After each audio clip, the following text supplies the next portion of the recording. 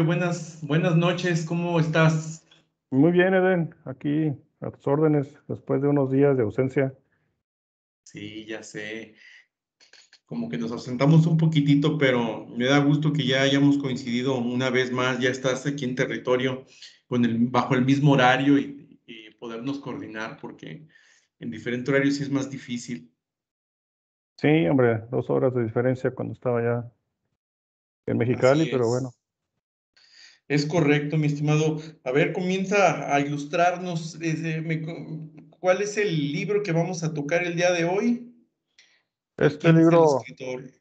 si alcanza a ver ahí, es Sí, La batalla por Tenochtitlán, que es de un buen amigo, Pedro Salmerón Pedro Salmerón. Sanguinés, Sanginés.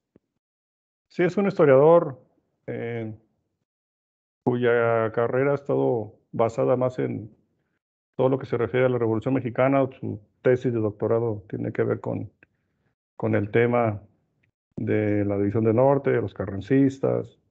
Todo este tema lo domina muy bien, entonces, desde hace ya algún par de años tal vez, y viendo la proximidad de los 500 años de este evento, se dio la labor de estudiar y recabar información sobre este episodio tan dramático, tan interesante y que todavía como mexicanos tenemos el gusto por todo, por la identidad, con todo lo ancestral.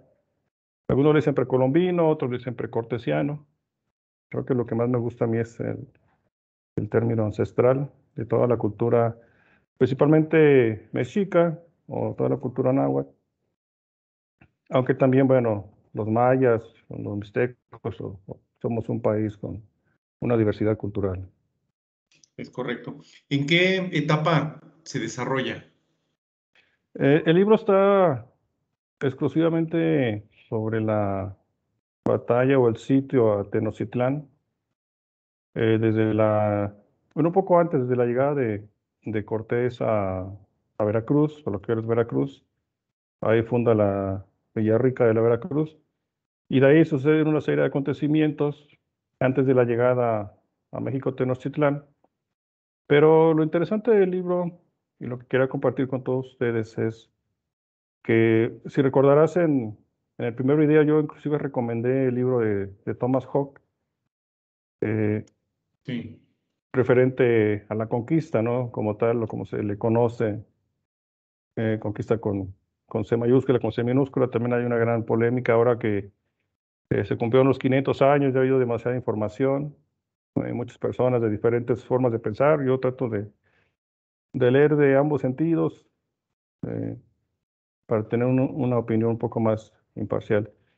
Entonces, perdón, la conquista con C mayúscula y C minúscula, pero ¿cuál es la diferencia pues cognitiva? que con C mayúscula le das como un concepto, como si fuera, así como dijeras, la Revolución Mexicana, ¿no? Que inició a tal fecha y aunque la finalización también es un poco polémica, pero es un periodo, ¿no?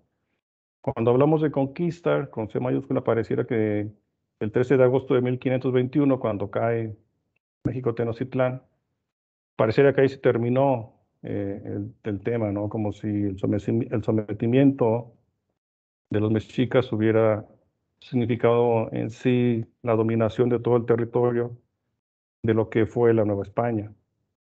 Y la conquista con C minúscula te da ese panorama de decir, oye, no fue solamente una batalla, sino de ahí surgieron una serie de eventos, de explorar nuevos territorios, de enfrentar a otros grupos, otros pueblos, y es un poco más extenso, ¿no? No tanto como un evento singular, básicamente.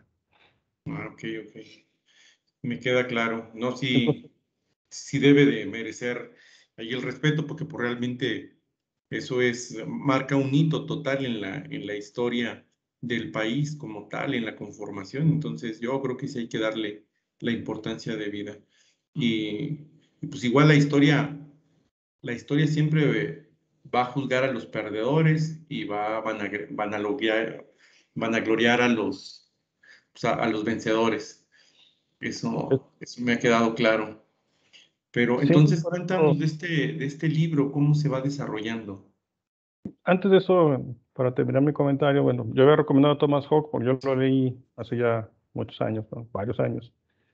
Y yo lo tenía como uno de mis pilares porque había mucha información. Ahora que leía a Pedro Salmerón y de hecho estuve hace algunos días en San Luis, fui a la presentación, platiqué un poco con él.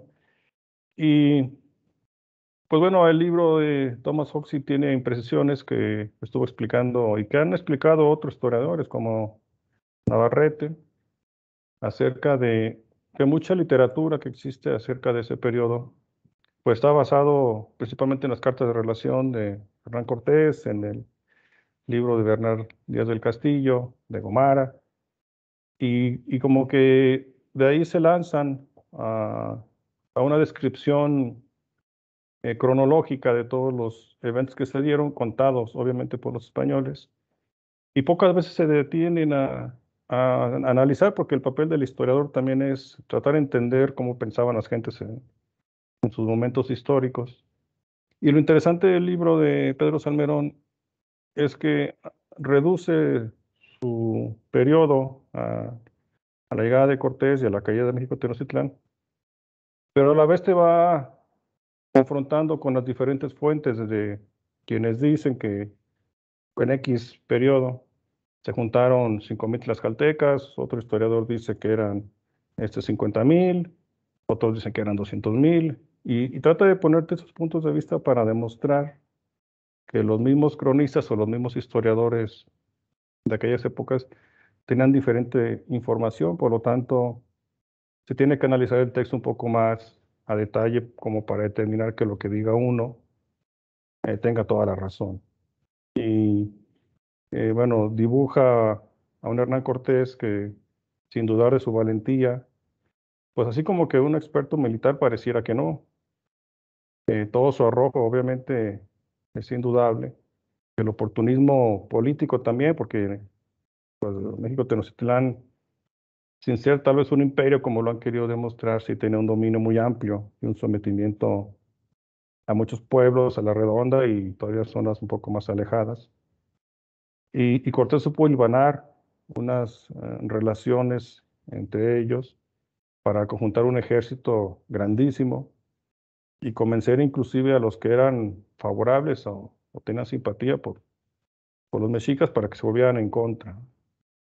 El libro te va llevando de la mano en todo eso y destaca, por ejemplo, eh, que se conoce muy poco acerca de la estrategia que usó Cuauhtémoc en la parte final del sitio, porque obviamente nadie lo describe, no hay una crónica que diga que pudo haber pensado y será sumamente interesante ponerse a analizar cómo Cuauhtémoc tan joven y de repente al frente por la situación de Cuitlagua cuando fallece por sarampión, eh, sarampión o viruela, no recuerdo, pues él asume el mando y tiene que defender a la ciudad contra un grupo de españoles ya también numeroso, pero contra todos los pueblos a la redonda.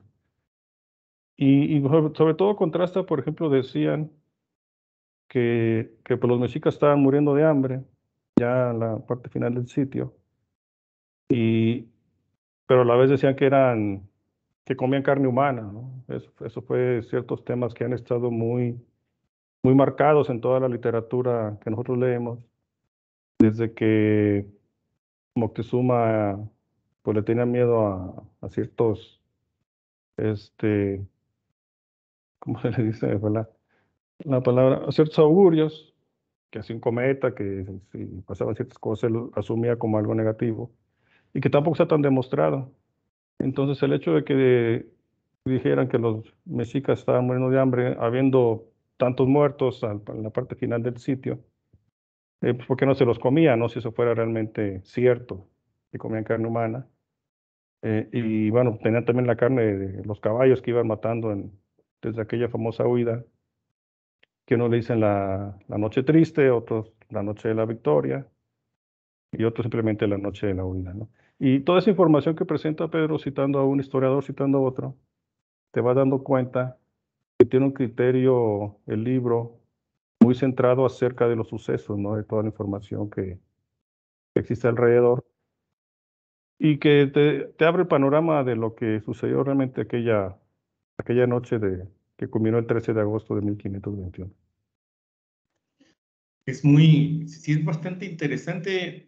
Me he tratado de meter, la verdad es de que es muy extenso el tema, porque como bien dices, hay muchas versiones, hay muchos mitos, pero no sé, en tu parecer, ¿por qué sería importante para uno como mexicano saber esta historia?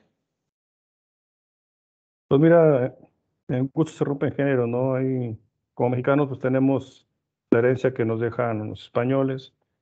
Y bueno, que todavía la cultura mexicana lo vemos en muchos nombres, en la comida, en los nombres de las ciudades, de algunos municipios. Pero ahí sí depende de cada quien. Yo creo que conocer nuestro pasado, más allá de nuestra independencia y de lo que vino a dar el México libre ya como país, eh, hay eventos realmente históricos y son dignos de recordar y de conocer, porque eran circunstancias muy difíciles, ¿no? Y digo, lamentablemente hay poca información acerca de otros pueblos que también tuvieron sus batallas, como los mayas, como los purépechas, en los yaquis, no se diga, pero todo se ha centralizado en torno a los mexicas y a veces conocer inclusive el significado del nombre, conocer los lugares donde pues ahora el Estado de México abarca toda esa zona desde Tlaxcala hasta la Ciudad de México. Y la verdad es que es una historia apasionante. Obviamente hay que meterse a buscar información y a veces no encuentras tampoco libros que sean tan accesibles, ¿no? A veces encuentras libros muy grandes, como el que te mostré aquella ocasión. Pero este libro de Pedro Salmerón, si lo alcanzas a ver, no es tampoco tan amplio, pero está muy bien documentado y toca un periodo que invita a que investigues un poco más antes de la llegada a Veracruz y posterior a ese periodo. Ok. Sí, en el libro nombra algo de si hay algo que agradecerle a Hernán Cortés, porque me queda claro que Hernán Cortés le tocó, pero si no hubiera sido él, hubiese sido otro. En ese tiempo o en ese periodo se estuvieron dando las conquistas en el continente americano. ¿Nombra algo al respecto? No, no, a ese punto no llega. Digo, se entiende que si no hubiera sido Cortés o Cortés hubiera sido sometido por Pánfilo Narváez cuando lo va a buscar por órdenes de Juan Grijalva, porque Cortés fue un rebelde y prácticamente le ganó el mandado a Diego Velázquez, perdón. Y Pánfilo Narváez va junto con un grupo de soldados a detenerlo cuando ya Cortés está en Tenochtitlán. Cortés se entera, va y lo enfrenta en Veracruz, lo vence y convence a los soldados que iban con Pánfilo Narváez que pasaran de su lado, obviamente prometiendo riqueza, ¿no? Que más allá de las misiones que llegaron, y parte de lo que dice el libro de Pedro Salmerón, los españoles vinieron por oro y por plata, es parte de su búsqueda, y también pues la esclavitud. Ellos llegaron con gente de África, con lo que dominaron algunas islas del Caribe, acabando prácticamente con las poblaciones nativas. Y otra de las intenciones de ir hacia adentro era buscar esclavos, ¿no? Obviamente los empezaron a meter a las minas, a trabajar la tierra. Y toda esa ambición pues, fue parte de la entrada de muchos españoles. Entonces, si Cortés hubiera caído, seguramente hubieran llegado otros. Ya era, pues, desde mi punto de vista, inevitable que sucediera lo que sucedió. Sí, yo creo que también era inminente el hecho de tener a alguien aquí conquistando, realmente era inminente. Pero bueno, en este caso le tocó a Hernán Cortés. ¿Cuántos capítulos tiene el libro? Pues no tanto por capítulos, viene déjame te puedo decir así rápido.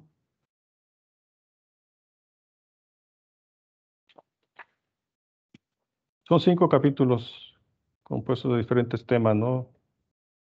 Que varían de tamaño. Pero sí, para que lo tengas un poco más a la memoria, bueno, los encuentros que hubo previos a la llegada a México Tenochtitlán, en Champotón, donde estaban el pueblo de Zempoala, donde el que se conoce como el Rey Gordo, ahí es otro periodo que también describe cómo Cortés dura algunos meses ahí antes de iniciar el avance hacia Tlaxcala. Y parece ser que este Rey Gordo, como le decían los españoles, era difícil encontrar gente obesa en Mesoamérica.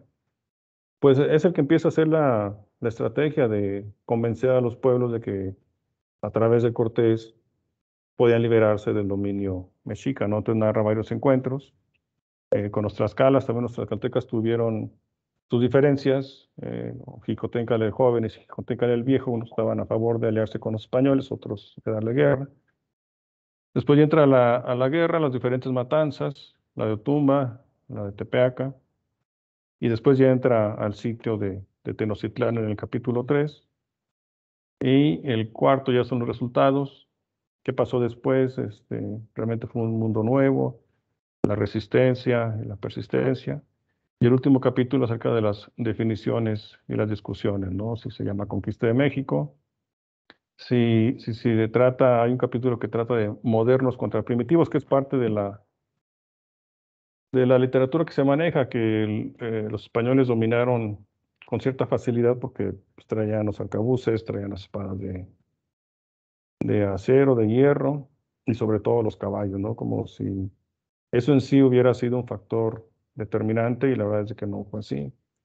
Si bien de entrada fue un impacto muy fuerte para el ejército mexica ver los animales y pues el ruido del cañón, las heridas producidas a la distancia por las armas de fuego, pues fue momentáneo. Ya después de que mataron los primeros caballos se dieron cuenta que no eran más que animales y bueno, no fue un factor determinante. Además, al parecer la batalla en Otumba, después de la Noche Triste, como se conoce generalmente, que fue un terreno un poco más llano, allá por Apan, ahí sí fue determinante en la caballería, porque entonces tenían espacio para correr. Los mismos mexicas hicieron ciertas estrategias para buscar terrenos que fueran de difícil maniobra para los caballos, ¿no? Entonces, ese tema es muy interesante acerca de entender cómo para los españoles, por ejemplo, decían que cómo era posible que se creyera en un Dios que exigía sacrificio humano, pero a la vez creían ellos que el apóstol Santiago andaba peleando a favor de ellos en un caballo blanco y con una espada matando indígenas a diestra y siniestra, ¿no? Entonces, ¿de cuál modernidad hablamos? Es un tema también que genera mucha polémica.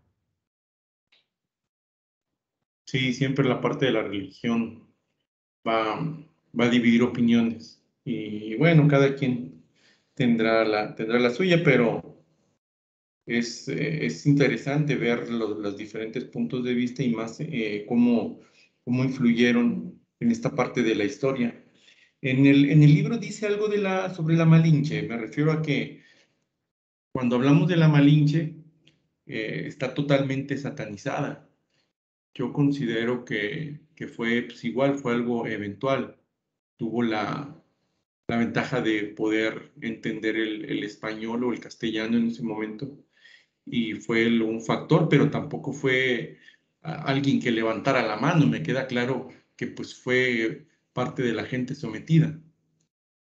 Sí, no No, lo hablo así como tal en un capítulo, pero sí lo menciona acerca de lo que se conoce como la Malinche, que realmente su nombre ya castellanizado era Marina, ¿no? Poco se sabe acerca de su origen, hay muchas teorías.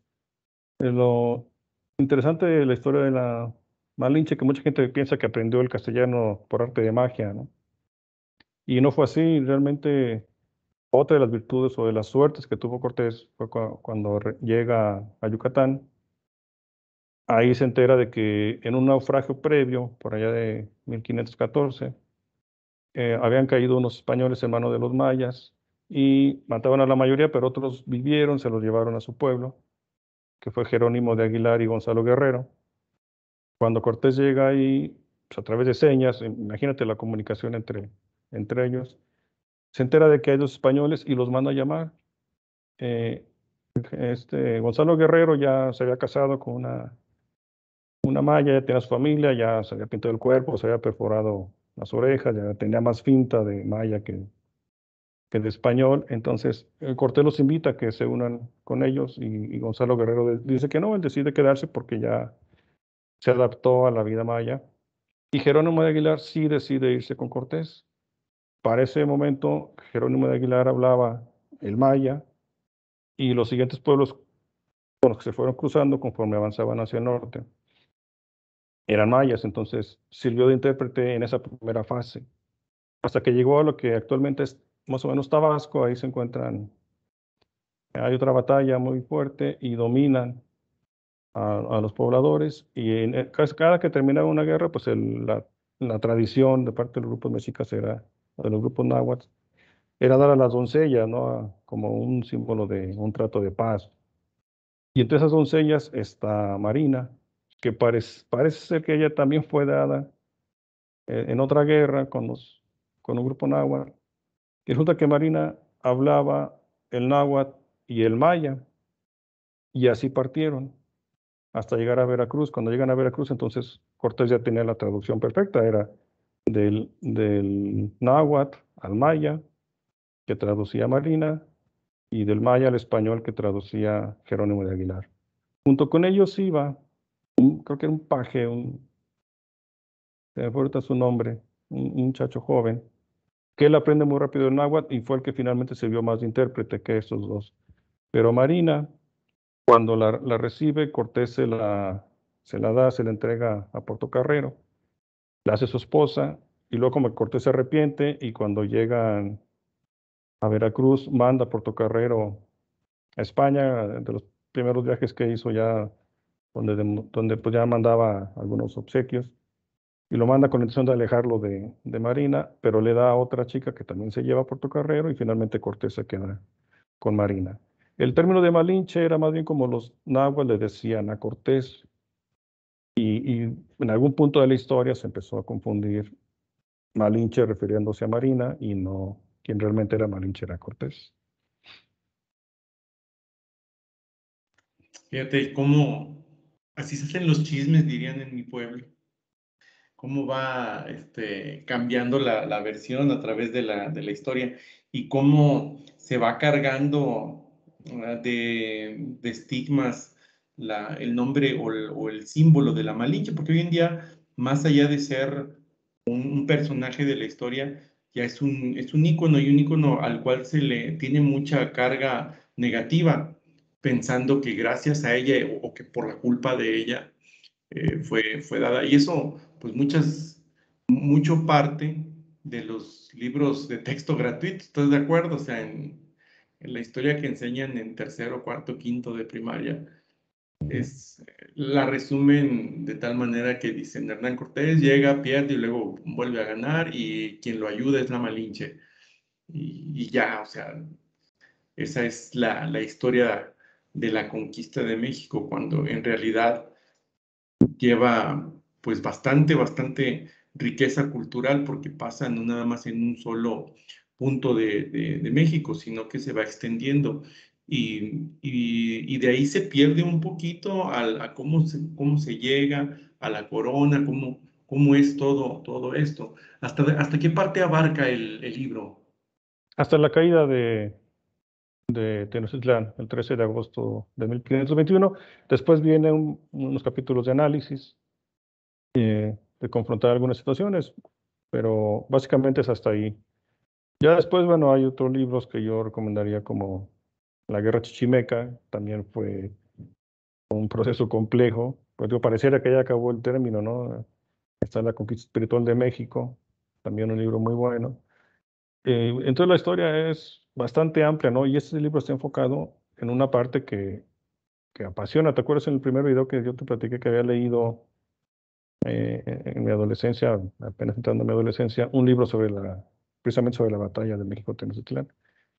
Y para mí este episodio es el que te genera una sensación de admiración y también de identidad, al menos en mi caso, sí, de una identidad bastante profunda. que me llevó a seguir leyendo otros temas, ¿no? Si bien es cierto que hay mucha literatura no tan conocida, pero creo que es el punto de entrada para empezar a conocer este periodo de nuestra historia. Y yo creo que sí se debe de conocer mucho más esto, y porque gracias a eso tenemos muchas culturas, y ahora sí que tratando de ver lo rescatable de toda la situación, pues al menos quedan vestigios de todas las culturas, y por ejemplo el Templo Mayor, no sé, esa transición de religión, pues sí entiendo que fue brutal, pero tenemos las pirámides todavía, que son vestigios que hablan de toda nuestra cultura. Así En los es. capítulos de análisis, ¿de qué tratan? Pues trato de explicar estos hechos que te decía, de confrontar las ideas que nos han legado, de que si eran supersticiosos, que si realmente le tienen miedo o demasiado miedo a los arcabuces, este, y cómo todos esos mitos han ido generando situaciones. Inclusive hay una parte que habla acerca de los trabajos de los historiadores oficiales, digamos, por ahí de los años 1950, cuando el mismo Octavio Paz llama y dice que los mexicanos tenemos un trauma, ¿no? Muchos hablaban de que tenemos este trauma de la conquista, que somos los hijos de la chingada, ya dice en un capítulo del libro de Octavio Paz, del laberinto de la soledad. Y todas estas historias se empiezan a refutar, ¿no? Decir, oye, espérense, no, ni siquiera éramos un país, ni siquiera la historia fue tan como se ha estudiado en los últimos años. Entonces, es un libro que trae ideas muy frescas de lo que pasó. Quienes ya conocen la historia, se lo recomiendo ampliamente porque van a confrontar lo que han leído contra nuevas ideas. Y los que no lo conozcan y estén interesados, es un libro que les va a despertar el interés o el cariño, también se vale, acerca de este periodo de la historia del país. Bueno, pues ahí está la recomendación. ¿Puedes repetir el nombre y el autor? Sí, La batalla por Tenochtitlán, de Pedro Salmerón Sanguinés, de la editorial de Fondo de Cultura Económica. Es un libro, la verdad no se van a arrepentir de leerlo, sobre todo en estos días posteriores al 13 de agosto, donde sigue dándose mucha información al respecto.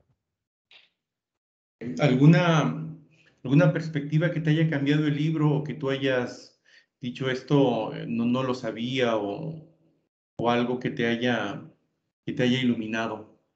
Pues bastante, entre ellas, pues qué pasaba por la cabeza de Cuauhtémoc. También el tema del canibalismo, que a mí me parecía bastante extraño, y el confrontar diferentes fuertes. Yo ya había leído algunas, como la verdadera conquista de la Nueva España, de Bernal del Castillo, también había leído. Y enriquece mucho, digo, a los que ya conocemos el tema, sin ser expertos, obviamente, pues sí abre un panorama diferente. Y creo que básicamente es eso, refrescar los hechos de una manera muy diferente y muy bien documentada, sobre todo, sin dar una explicación tan personal, sino poner los diferentes autores. Uno dice esto, otro dice aquello, y en algunos puntos sí, Pedro Salmerón dice lo que debió haber sucedido es esto, ¿no? En base a esos argumentos. Gente, mi estimado, pues muchas gracias por esta plática bastante interesante, y esperemos que sea semilla de intriga, y pues la punta de lanza de la gente que se quiere interesar por toda la cultura mexicana, los inicios precolombinos, eh, hispánicos, y en fin, la historia de México como tal, que es bastante interesante. Yo creo que es digna de unas películas de Marvel o superiores. O sea, de verdad que hay cosas que superan la ficción, y otras cosas que le han ido añadiendo. Entonces, pues al final tenemos una historia que da para mucho estudio. Mi Así. estimado, no queda más que agradecerte tu tiempo y esperar el próximo libro, y que nos digas cuándo, porque no me gustaría que pasara tanto tiempo como esta vez. No, espero que no. Ya te platicaré en corto y ya aprendemos una nueva edición. Muy bien, ¿cuál libro estás leyendo ahorita? Estoy leyendo un libro bastante amplio que se ¿El llama Quijote? ¿Qué? Dime quién soy, de Julio Navarro. ¿Y ese de qué trata? Interésanos. Ah, caray, no, sí es. Pues para variar, es una historia bastante amplia de una familia ligada a la Guerra Civil Española. Fíjate que últimamente me ha tocado leer algunas novelas a este respecto. Sí, son 1100 páginas, entonces la verdad es que llevo ya todo el mes. Ahora que he tenido bastante trabajo, pues me ha costado darle continuidad, pero es una historia bastante interesante de Julia Navarro. La verdad nunca había leído nada de ella y muy, muy bien, ¿eh? Realmente está de lujo este libro. Excelente, mi estimado. Pues felicidades por tu lectura. Ya nos estarás ahí informando acerca del nuevo libro, ya sea este o el que tú creas conveniente para poder platicar la próxima vez. Perfecto.